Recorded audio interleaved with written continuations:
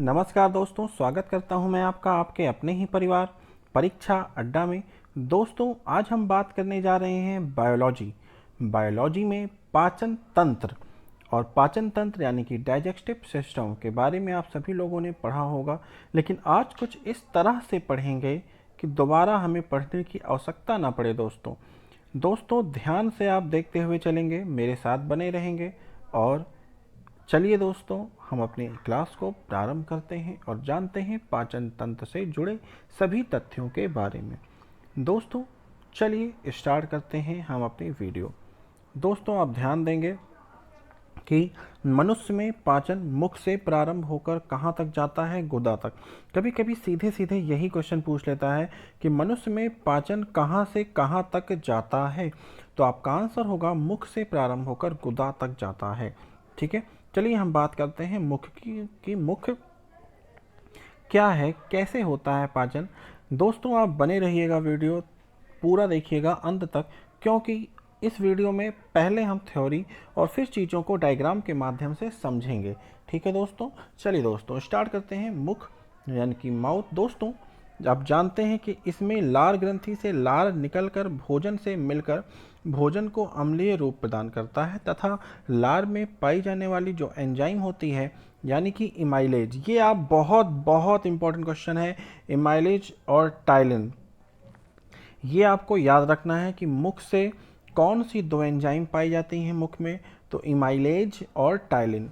बहुत important question है। और करते क्या हैं, तो आप कहेंगे कि मंड, जो भोजन आप करते हैं दांत से कूचने के बाद लुगदी बन जाती है, उसे हम मंड कहते हैं। ठीक, तो उसको इमाइलेज और टाइलिन क्या करते हैं? आंशिक रूप से पचाने का कार्य। इतनी बात समझ में आई।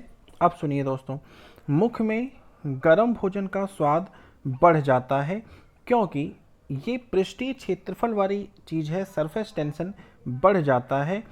कैसे बढ़ जाता है? गर्म चीज़ों का जो सरफेस टेंशन होता है वो ठंडी चीज़ों की अपेक्षा ज़्यादा होता है और जीभ पर अच्छे से चीज़ें फैल जाती हैं गर्म होने के कारण, इसीलिए हमें ज़्यादा स्वादिष्ट लगती हैं। बात समझे आप? अगला प्रश्न, अगला पॉइंट, मुख में पाया जाने वाला एंजाइम। अब देखिए, एक एंजाइम मोस्ट इंपॉर्टेंट है, मोस्ट इंपॉर्टेंट है, इसको आप याद करेंगे, लाइसोजाइम। मुझे नहीं लगता कि आज से पहले आपने इस पॉइंट को कहीं पर पढ़ा होगा और ये क्वेश्चन पीसीएस में पूछ चुका है कई बार, एसएससी में भी पूछा गया है। ठीक है, मुख में पाया जाने वाला वो बैक्टीरिया मारने वाला एंजाइम बताइए, तो आपका आंसर होगा लाइसोजाइम। ठीक है दोस्तों, चलिए हम अगला पॉइंट देखते हैं। भोजन मुख से आगे के पाचन तंत्र में क्रमाकुंचन गति से बढ़ता है। बात समझ में आ गई दोस्तों? चलिए दोस्तों देखते हैं अगला पॉइंट, अगली हेडिंग, ग्रसनी। ग्रसनी को कहते हैं दोस्तों फेगस, पूरा नाम ओसोफेगस। ठीक, इस भाग में ध्यान देंगे दोस्तों। क्वेश्चन पूछता है कि पाचन तंत्र का कौन सा भाग है जिसमें पाचन क्रिया नहीं होती है? ग्रसनी, मोस्ट इंपॉर्टेंट दोस्तों, कोई पाचन क्रिया नहीं होती है कहाँ पर? ग्रसनी में। ठीक, तो क्या कार्य करता है? ये मुख को अमाशय से जोड़ने का कार्य करता है। इतनी बातें आपको ध्यान रखनी पड़ेंगी। ठीक है, इंपॉर्टेंट बनता है। चलिए दोस्तों देखते हैं अमाशय यानी कि स्टमक। अमाशय को इंग्लिश में दोस्तों स्टमक कहते हैं और आपका जो पेट है यानी कि जो होल एब्डोमिनल, पेट को आप इंग्लिश में एब्डोमिनल कहते हैं, स्टमक कहते हैं अमाशय को इंग्लिश में। ठीक है, ध्यान दीजिए, अमाशय में भोजन का पाचन अम्लीय माध्यम में होता है, सबको पता है। ठीक, मनुष्य के अमाशय में जठर ग्रंथियां पाई जाती हैं, जानते हैं आप, इससे जठर रस स्रावित होता है। ठीक, इतनी बात समझे। अब जठर रस में सबसे ज़्यादा मात्रा में क्या पाया जाता है? कभी कभी क्वेश्चन पूछता है, तो आंसर होगा जल। ठीक है, तो ये बात आप ध्यान रखेंगे कि जठर रस में सर्वाधिक मात्रा में कौन सा तत्व पाया जाता है, तो आप कहेंगे जल। ठीक, इसके अतिरिक्त क्या पाया जाता है, तो कहेंगे हाइड्रोक्लोरिक अम्ल यानी कि HCl। ठीक है, तथा विभिन्न प्रकार के एंजाइम भी पाए जाते हैं। अमाशय में निम्न एंजाइम पाए जाते हैं। ठीक, कौन कौन से? चलिए देखते हैं हम। पहला है पेप्सिन, ठीक, दूसरा है रेनिन, तीसरा है लाइपेज, चौथा है एमाइलेज। ये चारों एंजाइम आपको याद करने की ज़रूरत है।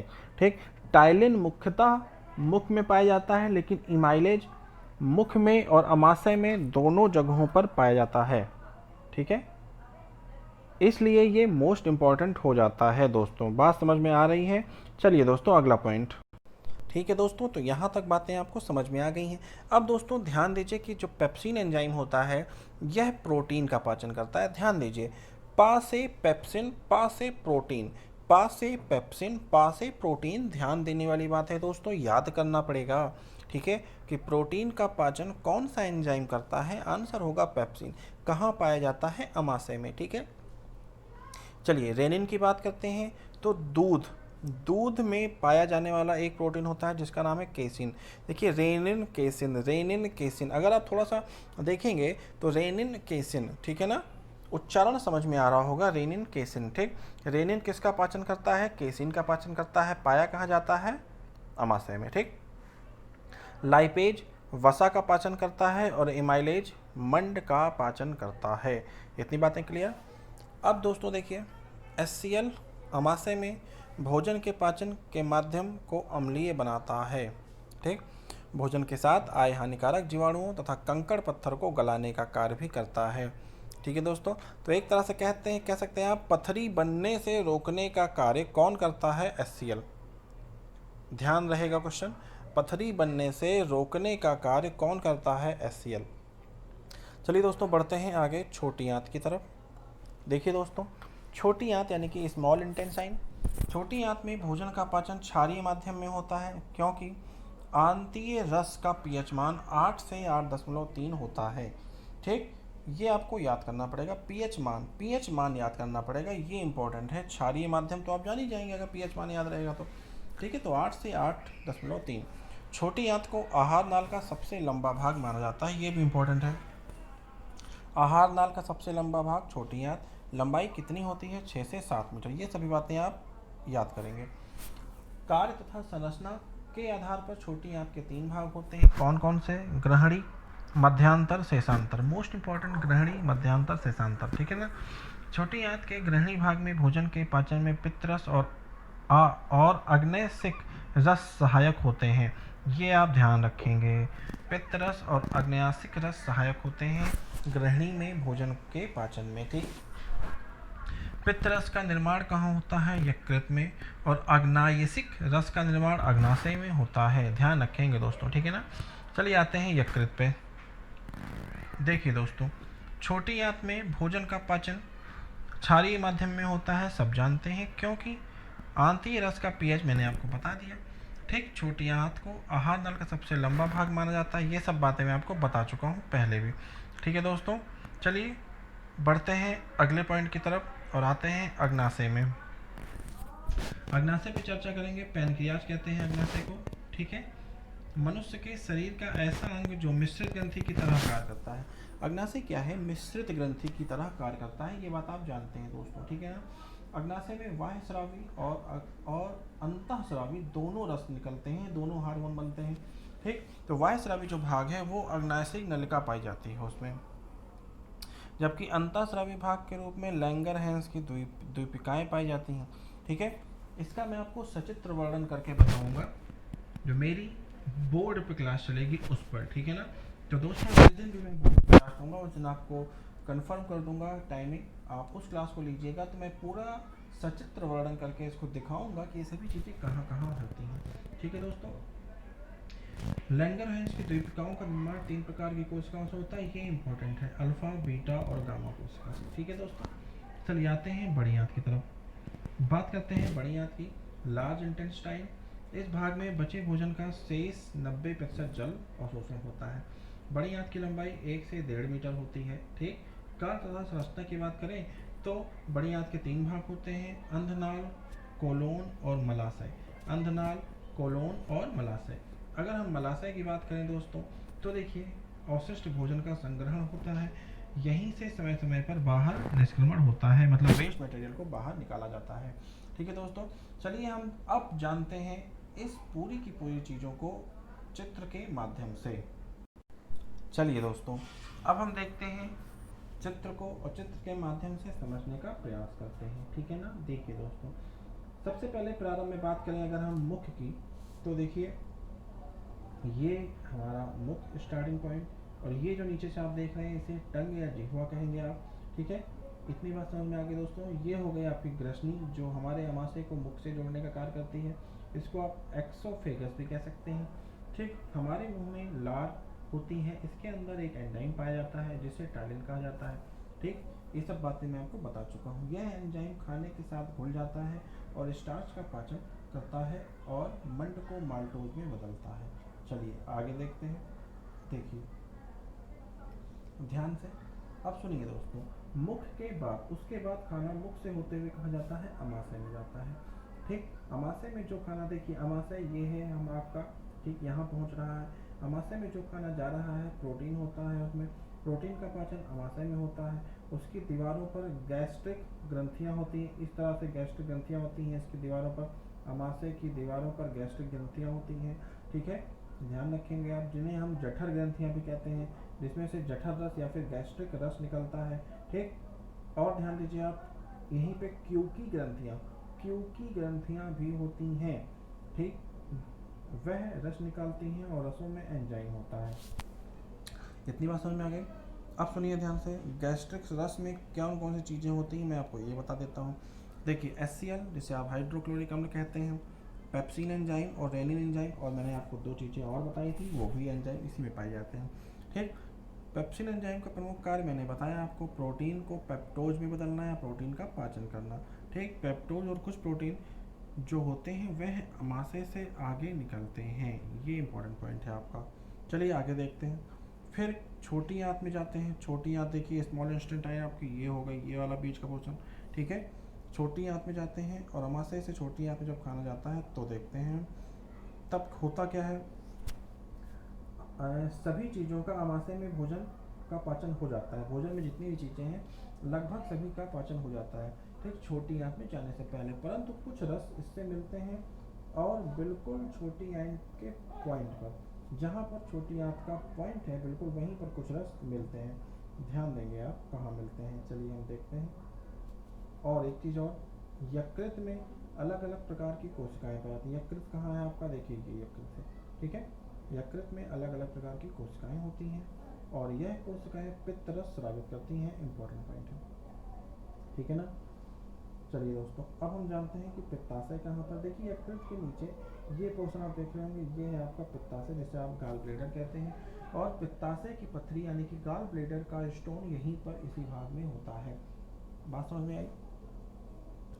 अब सुनिए, पित्ताशय पर एक थैलीनुमा संरचना होती है, यह पर पित्तरस स्टोर होता है और पित्तरस जो अमाशय से पेप्टोज और प्रोटीन आ रहे हैं वहाँ पर जाकर पित्तरस मिल जाता है और भोजन के साथ फास्ट रिएक्शन करता है।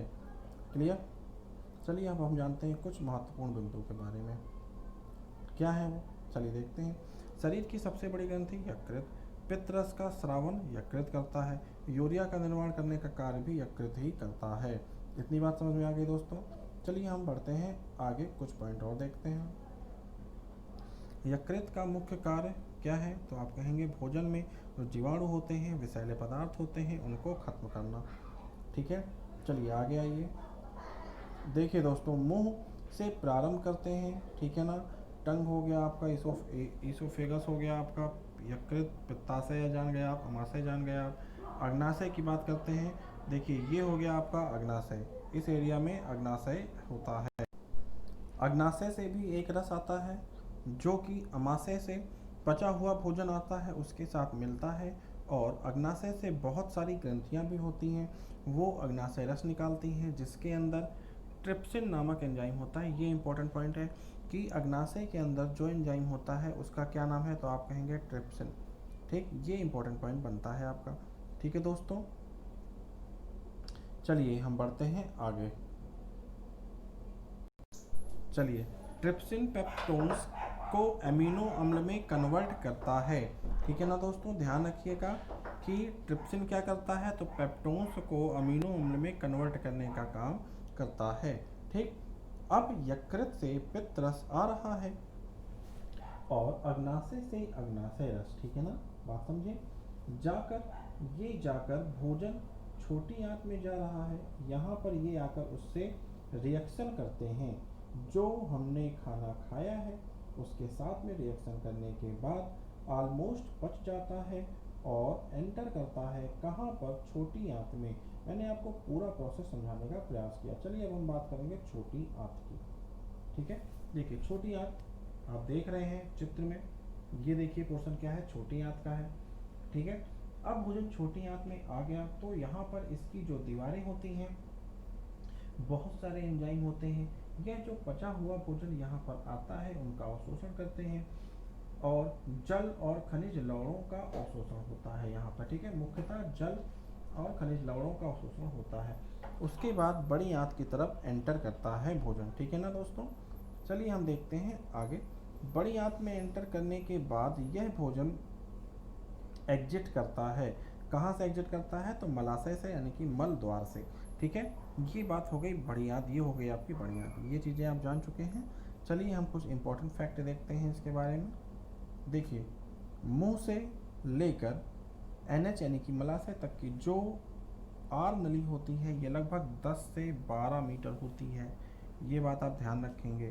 ठीक है ना, इसी तरह से क्वेश्चन कभी कभी लिख के आ जाता है कि एनएच तक की जो नली होती है उसे आर कहते हैं, ये लगभग 10 से 12 मीटर तक होती है।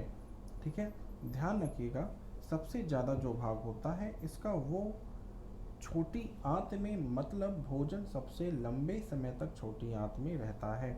छोटी आंत सबसे लंबी, मतलब छोटी आंत में ही भोजन सबसे लंबे समय तक रहेगा। ठीक है, चलिए देखते हैं आगे कौन कौन से एंजाइम निकलते हैं। लार में टाइलिन, ठीक जानते हैं आप, मैंने बता दिया। जो स्टार्च का पाचन करता है, मतलब माल्टोज, ठीक, मंड को माल्टोज में कन्वर्ट करता है। लीवर की बात करें, यकृत की बात करें, सबसे बड़ी ग्रंथि पित्तरस का श्रावण, यूरिया का निर्माण, इंपॉर्टेंट फैक्ट बनता है। ठीक, पित्ताशय आप जानते हैं कि यूरिया पित्तरस, सॉरी यकृत में आपका पित्तरस बनता है और पित्ताशय में एकत्रित होता है, ये आप जानते हैं। गॉल ब्लैडर की बात, ठीक है ना। अगर हम अमाशय को देखें तो अमाशय के बारे में मैं आपको बताया था कि दीवारों पर गैस्ट्रिक ग्रंथियां पाई जाती हैं। ठीक, गैस्ट्रिक रस HCl पेप्सिन रेनिन बनते हैं। प्रोटीन को पेप्टोन्स में कन्वर्ट करता है। ठीक है, यहाँ पर ये काम हो गया। अग्नाशय की बात करें अगर, तो अग्नाशय रस ट्रिप्सिन और एमिनो एसिड, पेप्टोन्स यानी कि एमिनो एसिड। ठीक, ये हो गया आपका बड़ी आंत का पोर्शन। ये सारी चीज़ें आप जान चुके हैं दोस्तों। उम्मीद करता हूँ कि आपको यह पूरी की पूरी क्लास समझ में आई होगी और अच्छी लगी होगी। अगर दोस्तों आपको ये पूरी क्लास अच्छी लगी हो तो वीडियो को लाइक ज़रूर करिएगा, वीडियो को शेयर करिएगा और चैनल को सब्सक्राइब करना बिल्कुल भी ना भूलिएगा। आपके लिए इसी तरह से वीडियो मैं और लाता रहूँ और आपको उसका नोटिफिकेशन मिलते रहे। इसके लिए आपको क्या करना है, तो आपको कुछ विशेष नहीं करना है, केवल बेल आइकन को प्रेस कर दीजिए, इससे आपके पास नोटिफिकेशन सबसे पहले पहुँच जाएगा। ठीक है दोस्तों, तो आज की क्लास को हम यहीं रोकते हैं। जय हिंद, जय भारत।